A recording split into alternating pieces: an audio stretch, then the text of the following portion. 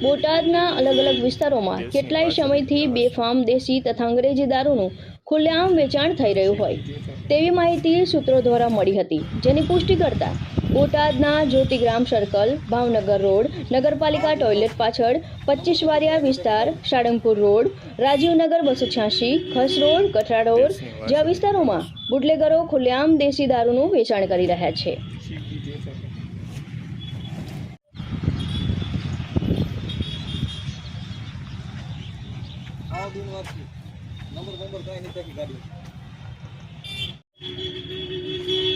દેશની વારસાદી આવે